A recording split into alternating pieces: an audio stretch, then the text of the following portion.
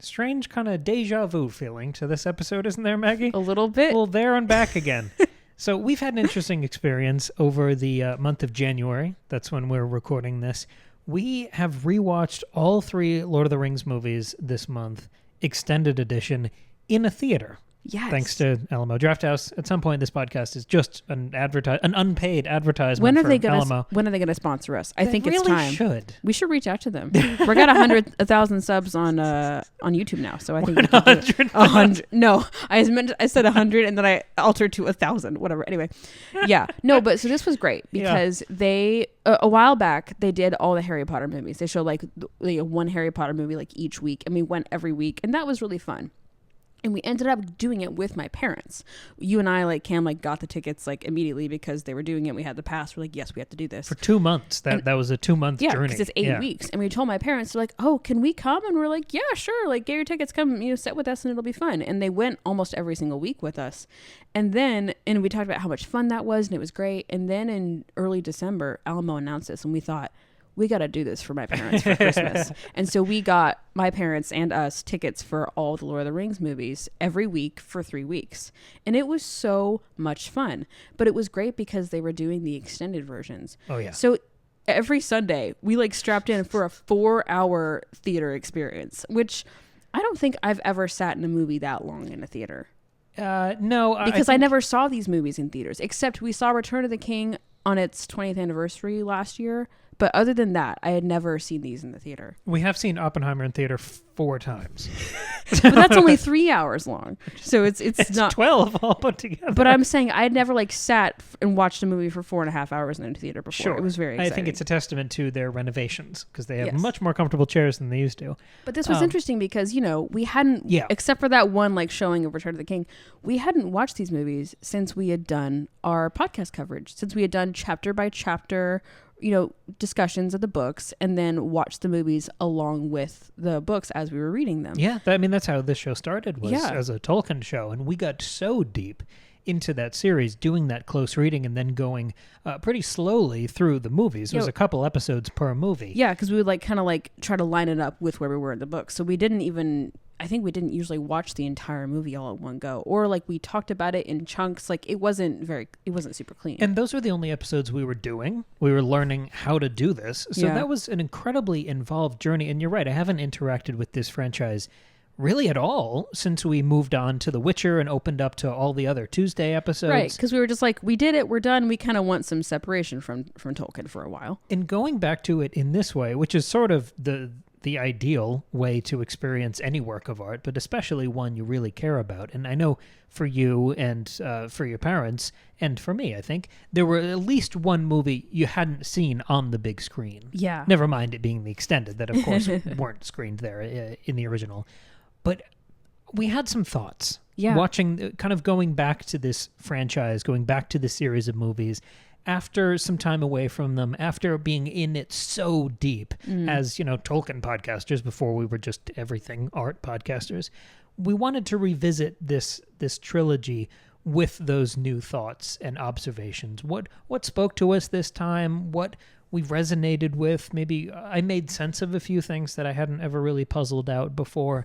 So this is kind of a looser episode looking back at this franchise from a new place in our lives, from a slightly new perspective. Yeah. So do you want me to jump into one? Yeah. I'm just saying I'm excited to talk about this because I really enjoyed this experience and I wasn't, planning on talking about it all on the show. I was like, I feel like I've said everything I could ever say about Tolkien. Like I have nothing new to say. And not that I have anything new to say here. It's more that my response, like my interaction with these movies is different than it's ever been. And that was really interesting to see. I feel like you do grow with these sort of franchises, especially one that is so painstakingly constructed. Of course, Tolkien taking 20 years to put together the story. Yeah. I like the idea of checking in with it periodically over the next, however long throughout our lives. I think that's interesting. Yeah, I mean, there's always something to be said about revisiting works of art as you get older, as you have new life experiences, as you think about things differently. So. Yeah, this is late January 2024. I'm at a completely different time of my life than I was when we started talking about these in May 2020. Yeah, whatever I guess it was the Tolkien retrospective was our last Tolkien episode. Yeah, that would have been 2022. So many things are different in our lives now than they were then. So I do think we'll have a different read on them. I agree. The first one I have is more conducive to discussion than the other ones. The other ones are sort of theories, but this one is a Gandalf moment that kind of threw me, and I don't think I'd ever paid attention to it before. It's in Return of the King, and once again, I will never know if it's Merry or Pippin that I'm talking about, so I'll always say both. I remember that I used to hedge. Is it the Scottish one or the one with the big nose? I don't. It's the one who goes on the side quest with Gandalf the White. That's Pippin. Okay. So it's them when they're before the battle and they're chatting and doing some philosophy, and Gandalf the White is smoking the pipe, kind of absently looking off at Mordor. Yeah. He has this prolonged coughing fit. Oh, okay. While he's talking to Pippin. He has this prolonged coughing fit when he's trying to smoke this pipe. And I'd never noticed that before because I was very interested in what they were talking about and what they were looking at. But him having a coughing fit, smoking a pipe, sticks out. Yeah. Because Gandalf smoking a pipe is so central to his character from the very introduction of The Hobbit where he's smoking with Bilbo. Right. Mm-hmm. It's not like, when a kid tries a cigarette for the first time and they hack for 20 minutes. Right. He's very experienced as a smoker. Yeah, so why is he coughing? So I have two possibilities, and I don't know what you make of them. I don't know where I'm going to land I didn't even notice this coughing fit, by the way, so this is interesting. The first one is maybe he's smoking some of that extra strong pipe weed that Merry and Pippin found at the end of Two Towers. Oh, yeah. From that stockroom, which is supposed to be strong and special from the Shire. At Isengard, yeah. Yeah, so maybe it's some of that extra strong pipe weed that he's not used to. Okay. Or, and this is another fun throwback to our Tolkien episodes, maybe this is sort of a clue or a little confirmation that, like I said at the time, Gandalf the White is not Gandalf. He is sort of a vessel for the god of Middle-earth and whatever forces brought him back from the dead, that they basically are tipping the scales and kind of cheating. And he is a reanimated corpse, and they've used an acceptable face for him, but he is a vessel for that higher power that is trying to help the forces of good prevail. Right. Because if he is an imposter or like a possessed zombie, that would make sense that he wouldn't be an experienced pipe smoker in the way the real Gandalf was. That's interesting. Well, and I think you could extend it further to say that, because we had talked about in our book discussions about this, like, who is Gandalf the White? We talked about how he's sort of temporarily there to help see this war through, to help destroy the ring and destroy Sauron. And so perhaps that coughing fit is sort of a hint that his time is coming. The narrative cough. Right. Breaking Bad. I mean, we know that he survives long enough to go to the Grey Havens with Frodo, and that's like a few years later. But still, in the grand scheme of things, that's not very long. So perhaps that's sort of like a hint of his, even though he is this like weirdly immortal thing, it's hinting and reminding us of and drawing our attention to his actual mortality. Yeah. So that's interesting. It's just an interesting little grindstone. Yeah. I think it's a fun... It sparked more thought than it probably should have the first couple of times I watched it. Sure, but there's so much going on, especially in Return of the King, that you just don't notice that kind of thing. And I don't know what to make of it. So if you've noticed this scene or you have a strong interpretation or feeling either way, please drop that in the YouTube comments or on the Patreon in the comments there, or email us, secondbreakfastpod@gmail.com. Because I want to know, has anyone else thought about this scene? Yeah. Is this just like a dumb thing in the background that you're not even supposed to care about, or maybe what do you Ian think McKellen just actually had a coughing fit and they just decided it wasn't worth it to reshoot the scene? I don't know. Well, it's probably not that, but sure. I mean, you never know. Movies are weird. There's all kinds of things happening. Yeah, I credit Peter Jackson seems too meticulous for that. Sure. Okay. Yeah. But the next thing I want to talk about is a bit broader, if you'll give me some runway here. Yeah. I want to talk about the way the battles are framed and the way the concept of battle is framed and iterated upon throughout the course of the franchise. The battles are so good in these movies. Of course, they're the centerpieces. It's like, it's so great when you watch them all together, like when you watch these movies, like kind of back to back, there was a week in between, but still, when you think about the series as a whole, you kind of remember all the battles as one battle. You remember like Helm's Deep, Pelennor Fields, and the battle at the Black Gate kind of all together. And of course it's not. And there's also like the quick battle at Osgiliath, and there's, the quick... Weathertop. Yeah, Weathertop, and like other like, shorter battles.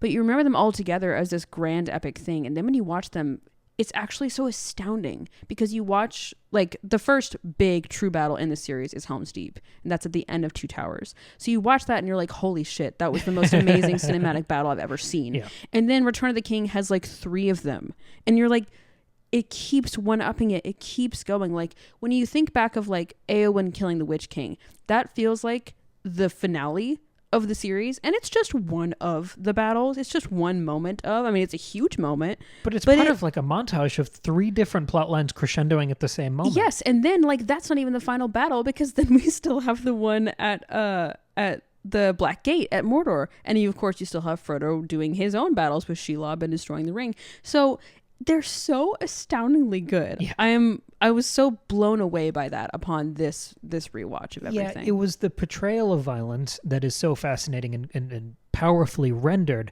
But the other thing that really stuck out to me is the fear of combat. Okay. That I think challenges some of the valor and heroism that is so archetypical to fantasy violence. Like there's fear amongst like in the characters themselves? Yeah, I'm going to get there. I just wanted to sort of signpost it at the beginning. Okay. But the arc, and this is mostly through the second and third movies, the arc going from Helm's Deep, which is the tragedy of an unfit volunteer army. Mm-hmm. There's 20 minutes of build-up, never mind the 40 minutes of the battle, but all of the build-up with those traumatic shots of huddled, scared, unprepared people. Yeah. To go from that to early Return of the King with the military loss at Osgiliath, and the terror and I don't know, disappointment or morale hit of the retreat into Minas Tirith, going from those battles to that screaming cavalry charge in the final battle at the Black Gate, there is a strong arc there. And I think everyone watching the movies notices that progression, but to put more of a name to it, the thing that hit me this time, and I think it is watching the movies in a pretty tight succession here, it's the arc of courage that is so beautifully, and this is part of the work of adaptation, is framed so powerfully around Merry and Pippin. Yeah. Because you see the way all the hobbits act in Fellowship. There's a bravery in what they're volunteering to do, going along with these extremely prepared warriors, and they are completely unprepared. Sam's fighting with a frying pan. Right. Like, there's a courage there in spirit. But when you get down to the actual fighting within the first movie, it's largely them trying to avoid combat and only fight if they really have to. Yeah, it's them trying to stay out of the way because they're small and they don't know how to fight. And yeah. And then in the second movie, there's this hint of volunteering to fight as a largely symbolic gesture, as a way of demonstrating their commitment to the cause. But when you get to Merry and Pippin in the third movie, they are really fighting in the battles. Yes, they are wearing armor. They Real have combat. weapons. They are actually engaging in the combat. One of the few moments you ever see blood on a sword is when Pippin sticks the orc who's trying to take out Gandalf the White in Minas Tirith. That's right, because these are PG-13 movies, so there's not a ton of blood, right? There's a lot of violence and fighting, but not much blood. And that's true. The rare moment you do get to see blood, it's Pippin. It's on Pippin's sword. One of the most visceral moments of violence in the franchise is credited to one of these guys who didn't want to fight. And I think that kind of ties this in a bow for me, this arc of courage and commitment. Because it's not just the silly kind of vignette moments they get at the beginning where they kind of swing a sword and they don't really know how to. Yeah. When they're in that last battle, like the Pelennor Fields scenes that you mentioned earlier, they're really in the melee there. Yeah. Like, this arc speeds up as the movies go. Yes. The pace of it gets stronger and stronger as everything hits the fan, and one of them commits their lives to Denethor, and then one of them's being crushed by a horse until the other one saves him in the carnage aftermath of a battle. Things get real pretty quick here. And what really stuck out to me throughout all of these movies were the moments of hesitation before the combat began. And this is where I'm sort of zooming out past Merry and Pippin. The number of close-ups on the faces of the most trained fighters in this world. Yeah. Aragorn, Legolas, and Gimli, sure, but also Gandalf, much older, and Faramir. Yeah, and Theoden. And Éomer. A lot of these guys who have all seen tons of battles, some more than others, but together, that's hundreds of years of experience in combat. Yeah. I was struck by just how many close-ups there were of fear and hesitation on their faces. Yeah. And I think it's important to define hesitation there, because I don't mean that they're wrestling with the temptation to flee and abandon their allies. Yeah, That's no. never it at all. No. But it's this acknowledgement that they could die. Yeah. Mm-hmm. And I think we saw The Beekeeper the other day. Jason Statham action movie. A lot of fun. Incredible, yeah. No moments of hesitation there. No. No acknowledgement that he might die. No, just fully going in. Yeah, guns blazing. So this is something that is it has to be intentional. It's Right. not a default position in action movies. And these sort of do become action movies. Well, and everyone even when they're like leading up to Helm's Deep, he says to Legolas, "I shall die as one of them." They like fully believe that they are going to die in this fight. Yes. And they do it anyway. It's sacrifice and fear. Even with all of that experience, it's not that they are battle-hardened generals. They're fully confident everyone can follow behind them. Right. They have that doubt and fear and hesitation. And what that does, it pays dividends. It kind of, there's an echo chamber effect here, because then every time you're in a battle, and the battles cascade as you get further through the trilogy, the melee combat is such a chaos. There is such terror there. I mean, that is the worst case scenario, right? Being like, in the middle of a chaotic melee battle. Because it is so random. Yes. Because it's not just you having a one-on-one sword fight with the guy you're looking at and trying to kill. It's the 12 people behind you who could just randomly stab you. 360 degrees, especially when you're a hobbit and everyone's taller than you. And you're working with Oliphants who are uncontrollable, and there's like people coming from all different sides. It's an absolute... There's an archer 700 feet away. Like, right. It is Total so mess. random that no amount of skill or training or hundreds of years of experience can prepare you to the point that you should go in with any confidence. Right. You go in with sacrifice. Yeah. And that acknowledgement, that willingness, and the fact that they sell those feelings and that inner turmoil in so many of these characters with glances and looks and close-ups. These things aren't really verbalized. And this is 12 hours of movie, so there's time to verbalize it. Sure, yeah. So I like that restraint. Yeah. And it's a testament to the actors, of course. But that acknowledgement that they could die versus the oversimplified fantasy, fearless, heroic archetype, which is, I mean, a lot of people credit those archetypes to Lord of the Rings because it's so formative and influential for the genre. Seeing it in a theater, the clash of any two armies on any of these battlefields, it was troubling. It wasn't just the volume and the scale. It wasn't IMAX, but with these movies, it's close enough. They have such an epic scale. It was so troubling. It really put you in that position of random horror and surprise. Yeah. And on screen, I was expecting, because when you watch them at home and it's in your environment, you can pause, you can pee, you can set the volume level. I think the battles might run together. Say you're on your phone, you're not really paying attention. Yeah. Of course, the battles can run together. Yeah. You're disrespecting the art. Of course, you can ruin it. But in the perfect vacuum, ideal setting of a theater, every single battle was heavy, brutal, and kind of blinding. Yes. And I having watched them all so close together in that perfect environment, I remember every single one and how different each one felt. I mean, there's certainly similarities as we're talking about and tracking, but they all felt so distinct as well. And I'm like amazed at how they were able to make each of those battles so distinct when they could so easily run together. And wasn't there always someone you cared about in the battle? Weren't there always stakes in every conflict? Absolutely. Even in Osgiliath, when the only person I know is like kind of Faramir, but they've set all that up with him and Denethor and his connection with Pippin, and so of course you care. Yeah, and that was my big takeaway from this viewing. And I think it helps that I did have some distance from the franchise at this point. I didn't get any sense of plot armor in the battle scenes.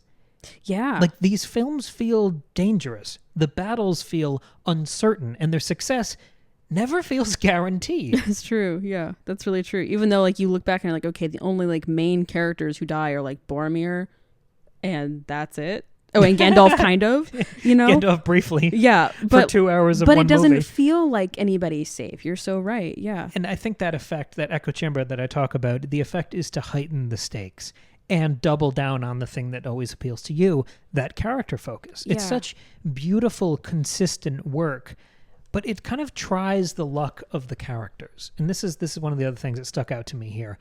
Every time these characters, when they're exhausted, they're hungry, they're tired, and it's time for the next battle. Gandalf walks in and says, Sauron is, he's readying his troops. Our enemy is near. Yeah. He has to come in and tell him, nope, it's time to ride out again.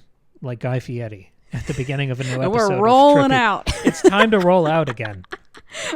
Every time these exhausted, noble characters agree to a new siege, a new battle, a new risky plan where they're probably going to die, it feels like another roll of the dice. It feels like they're trying fate again. They're trying luck. Right. And because they have less energy, less food, less sleep, increasingly frayed nerves, more of their friends and family have died.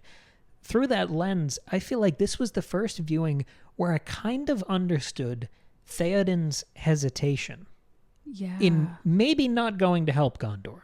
Yes, right. Because like when you first think about that, you're like, ugh, Theoden, you suck. You're not wanting to help. You know, like You're selfish. Yes, right. Yeah. But you're totally right. You're holding a grudge. Uh-huh. And obviously, immediately, I guess you have to say that obviously he's still doing the right thing by helping Gondor. And you know he's going to get there. Yes. But this is the first time that I think I really felt the possible price of that aid and the weight of the decision. That it's not just about him. It's about all the families and soldiers and his kids dead. And like, I felt the weight of that decision. And again, like Faramir shaking in his boots during the Osgiliath raid, I felt that moment of hesitation. Yeah, I think I've always sort of like not paid attention to or ignored the death of Theoden's son, whose name I can't even remember. And I think, this viewing, this experience was the first time that I truly understood that as essential to understanding why Theoden makes the decisions he makes and why he hesitates. And it also makes you appreciate his growth over the course of the 2 movies that we see him in. It's another reminder, and I guess there's a sense of lineage here, that Peter Jackson would go on to make They Shall Not Grow Old.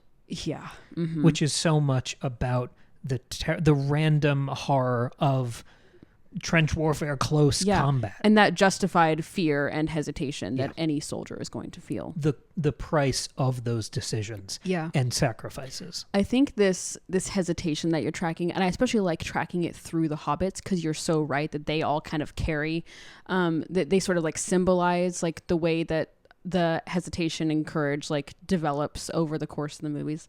I think what that's highlighting is how strong the theme of hope is in these stories. Like that's what was really, I mean, the theme of hope has always been present for me with this story, and that's why I love it so much, but it felt so like in my face in this watch through, I guess because of the way we were watching them.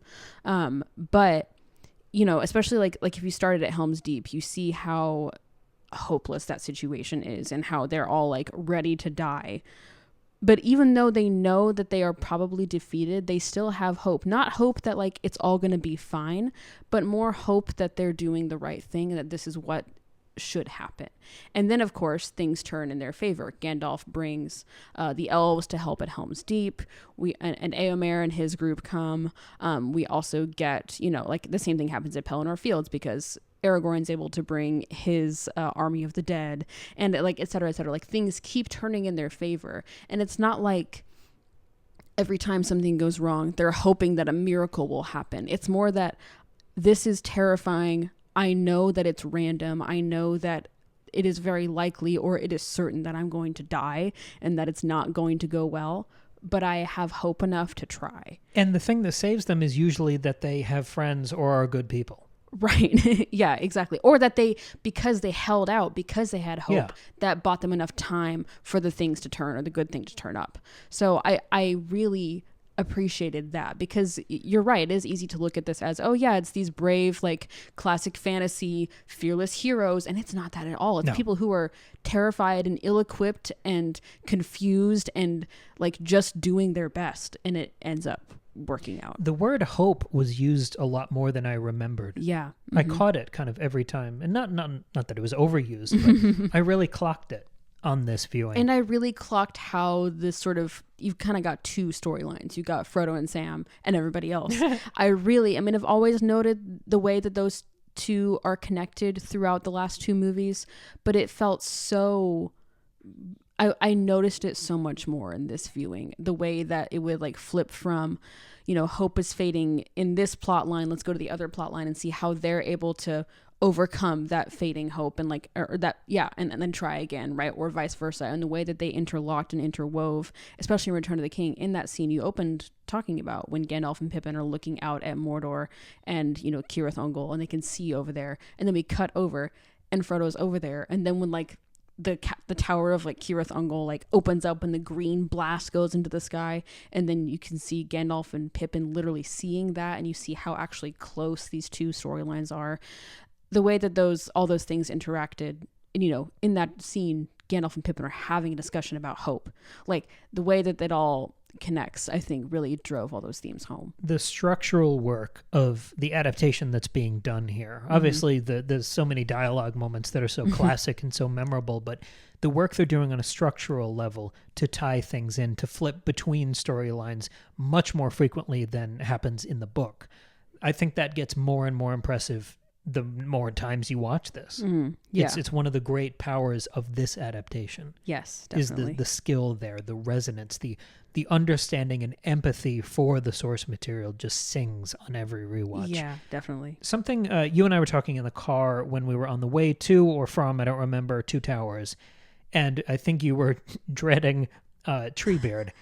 How did that sequence feel to you this time? Well, I think one of my biggest takeaways from this experience was me realizing how good a movie Two Towers is. Because every time, I've never thought it was a bad movie. I've always adored these movies. But every time I think about the trilogy, I'm like, yeah, Two Towers is the worst one. Like, except for Helm's Deep, Two Towers kind of sucks as a movie because the Treebeard stuff goes on forever. It's just, it feels like it drags, and it's like this weird middle dip of the story, and it's not the really cute, nostalgic, amazing first one, and it's not the epic conclusion finale crescendo of the last one. So it's just the stuff in the middle.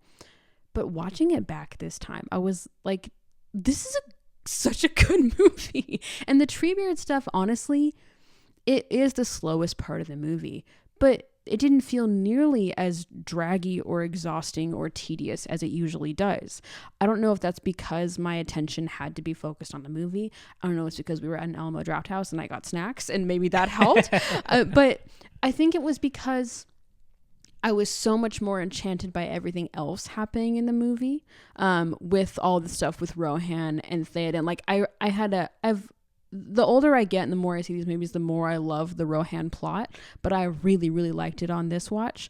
And of course, all the stuff going on with Frodo and Sam. I was so invested in everything going on there and this build up to Helm's Deep that I knew was coming, that when we cut over to Treebeard, yeah, it was frustrating because it wasn't what I wanted to look at, but I was also able to, or where I wanted to spend my time in the story, but I was able to, again, see the connection between what Merry and Pippin are trying to do with Isengard and what's happening over at Helm's Deep and what's happening over in Mordor with Frodo and Sam. So I actually didn't mind it, and actually it was kind of fun because there are actually so many jokes in there about how slowly the tree is talking and how impatient Merry and Pippin are. And I was laughing and everybody in the theater was laughing. And so it actually was great. And there's always something going on. I think those scenes this time gave me a minute to process what was happening. But I'm glad you said that because I think Two Towers is the one I enjoyed the most this time too. I did, yeah. And a lot of that was the surprise. Obviously, if you get to see the extended Helm's Deep on a big screen, that's hard to beat. Nothing is better than that. But it was everything else too. And I agree about Rohan. I think I dislike Gondor as a subplot. Yeah, you don't like the Gondor stuff. I don't like Denethor. I just don't like Gondor very much. And because the first movie is so much about the Fellowship, when it opens up to Rohan and Gondor, I just end up lumping them together as, I don't like those it's parts those other that places. much. It's not about my core Fellowship. Right. I wish it was a tighter focus on the pre-existing characters. But I really like Rohan more and more too. Every time I watch these or think about this story, really, I still don't. I mean, I like Gondor except for Denethor, but there's a lot of Denethor. Yeah. And maybe this is a good question to start to wrap up with, but who was your MVP of this viewing on this day, in this moment of time in your life? Because talking about Rohan, mine was Éomer. I was going to say, I know yours was Éomer. And I already said some of this to you, so I'll try to keep it brief. But I think Karl Urban's performance here is one of the unsung masterpieces of this trilogy. Obviously, everyone likes him now from The Boys. Everyone likes him from Thor and all these other things he's done. Yeah. But he has such... It's hard to compare with people like Ian McKellen, who, of course, are already legends and masters at their craft. And, of course, they impress every time they're on screen. But the strength of conviction that Karl Urban brings to Éomer, and here I am talking about Two Towers, basically that one scene that he has with Aragorn when he and all of his horse friends circle around and they have one little chat and then they go their own ways. Yeah, the first time they meet each other, yeah. The strength of conviction, the belief, the passion that he has in his delivery, his accent, his clothing, he is rendered much more like that classic fantasy archetype. But it never feels stilted. It never feels like an impression. It doesn't feel like Monty Python. Yeah. It feels true. Yeah. I believe it in his physicality, in his speech during that one scene. He has such power and belief and tragedy. And then when he comes back in Return of the King and he's on the battlefield and he thinks he finds Éowyn and believes she's dead, Yeah. and drops to his knees and screams, and it is one of my favorite on-screen like grief moments. I think it is maybe the most affecting non-dialogue moment in the trilogy, because there's so many moments in Return of the King that are going to make you cry. You know, I can't carry the ring, but I can carry you. That kind of moment. And I know I messed up the quote, but that was just me giving you a little present. But the anguish, the grief, the suffering, it enhances his character. It enhances the Rohan plot. It strengthens battle, the cost of battle, the hesitation, everything I was talking about before. But it's such a perfect character moment. So I just want to give kind of props to Carl Urban, because Éomer is just so powerful and impressive in these movies for having maybe a cumulative 5 minutes of screen time. Right. And just to talk about the Rohan plot for a bit, I think it's so impressive the way, I mean, again, it's an adaptation, right? But there are a lot of liberties taken with the Rohan and Gondor plots and the way that they're introduced and stuff. It's so gutsy to, in your second movie, like you've just done this whole setup about the ring and you've got your cast of characters set, you've got your fellowship, you know, like you've got all of that set. And then in your second movie, to spend a lot of time on a plot with brand new characters in a brand new place that at first you do not see a connection to your main plot. You're like, who are these people? Why are we in this random hall? Who is this old king? Who's this creepy guy with black hair? Who's this really pretty blonde woman? Like, what is going on in this land that we've barely talked about? To spend so much time on that and to then, of course, link it with your main story and make it mean so much. Like, I think that's so gutsy, and I think it works so well. And again, like when you're watching these movies casually, like on TV, the way I've seen them a lot over the course of my life, just like kind of randomly, casually on TV in the background, you're like, what are we doing in Rohan? Can we get back to Frodo and Sam? Whatever, you know, who cares? But when you're watching them the way you're supposed to watch them, which is like uninterrupted, focusing on the art and nothing else, you recognize how powerful this whole it doesn't even become a subplot, like this essential piece of this puzzle that you cannot remove. You realize how brilliantly done it is. And it pulls it all together, because you're right, it is a weird moment after you've assembled one of the greatest casts of characters in literary or, you know, movie history. Yeah. To hand the whole thing over to talking trees and horse people. Yeah. But it works. The way the Treebeard scenes pay off with that sort of tower raid at the end of the movie, it makes that point about industrialization and the war machine stronger than any monologue could.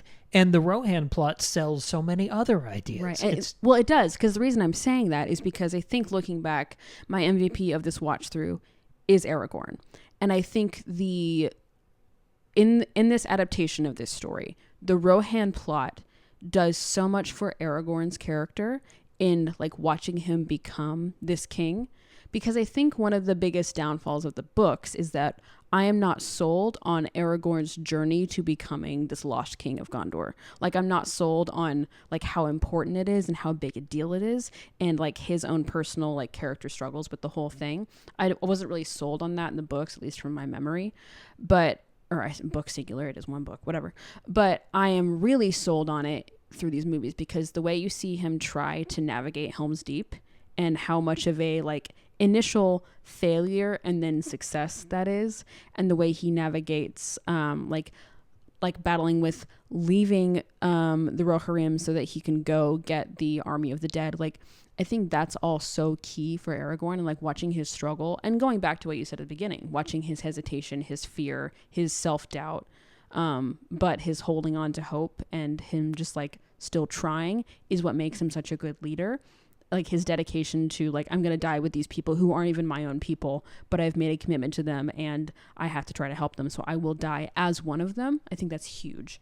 It's pretty clean too, because everyone in Gondor sees him as a threat, and he's supposed to be the big king of Gondor. So if he proved himself to be a worthy king in Gondor, it might feel too cookie cutter. Right. The fact that he does it in Rohan then means when you return to Gondor, you've already seen that character growth. It doesn't seem easy and neat. Right. Because he's done it out in the field elsewhere. Right. Yeah. And I also like it too because you know, he could easily have become, I mean, I guess they're not in a democracy, so maybe not, but he could have become, you know, the leader, the king of Rohan, because Theoden dies and Aragorn was sort of like the second in command. And so like he could have taken over, but you know, those aren't his people. And he knows that. So he's not trying to like step on people and just like take over as his leader because he's good at leading.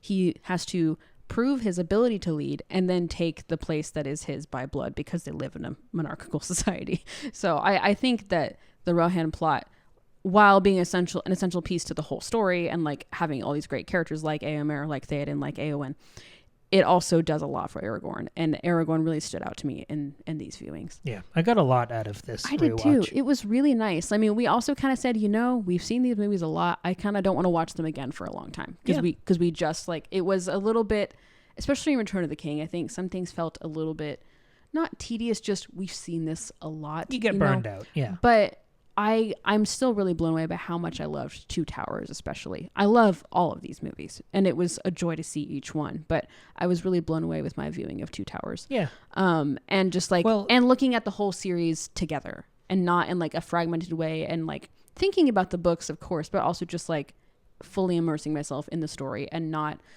because when we watched the movies last time, we were watching them with the intention of talking about them here on the show and like doing really deep analytical work and talking about them as adaptations of the books we were reading at that time, and we were watching them in a really different way. And so this was nice to just watch them and just enjoy them for the stories that they were. I think it's good timing that you're very interested in the Rohan plot right now, because later this year we're gonna get that anime film, which is directly tied into the like continuity and art direction of the Peter Jackson movies, The War of the Rohirrim, which is narrated by Miranda Otto reprising her role as Éowyn. That's right. That'll be very cool. And like, I also just on an aesthetic level love Rohan, because it's like this like Anglo-Saxon like Celtic inspiration, and there's a lot of like really historically, I mean not historically accurate because it's not actually a real people, but it's heavily based upon like true historical things. And there's a real dedication to honoring art history, and especially that golden hall that they build.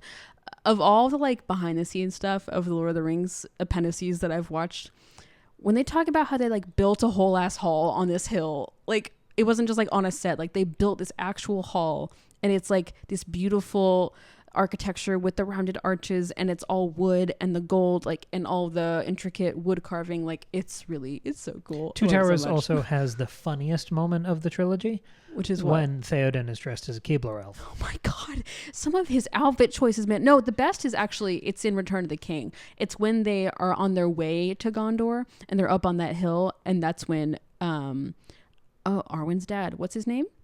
Elrond shows up, and then Aragorn leaves to go get the army of the dead.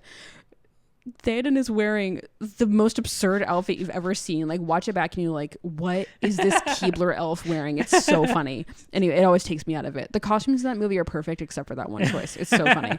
But anyway. All right. Well, what do you all think about rewatching a beloved series, going back to something? If you have never heard our Tolkien discussions, they're not on YouTube. If you're here on YouTube, our Tolkien discussions are not on YouTube at this time, but they are on every other podcast platform out there. Just go back, scroll back as far as you can. Scroll back as far as you can. They're fun. That was us learning how to do a podcast, but I'm also still really proud of the discussions we had there. Yeah. So chapter by chapter through all of Lord of the Rings, and then The Witcher, and now we're on our Game of Thrones project every Friday. Every Tuesday we do curveball discussions about whatever work of art speaks to us. This week it was rewatching these movies. Next Tuesday it'll be something completely different. Yeah. If you want even more content from us, you want to support the show, Patreon is $2 a month. You get an exclusive bonus episode every month and access to the entire back catalog of bonus episodes that have piled up over the last couple of years. Also, if you're on YouTube, like and subscribe so that we can get one step closer to getting a sponsorship from Alamo Drafthouse. That's really the goal. Just 99,000 away. I was just, whatever, it doesn't matter. Or if you're not on YouTube, leave a review on whatever podcast platform. I don't know how much that actually does. Follow us on Spotify. I don't know how this stuff works anymore. Click the stuff that tells the robots that you like our show. That's what I'm telling you to do. Thank you for watching. Thank you for listening. And we'll be back on Friday with a brand new episode. We'll see you then. Bye.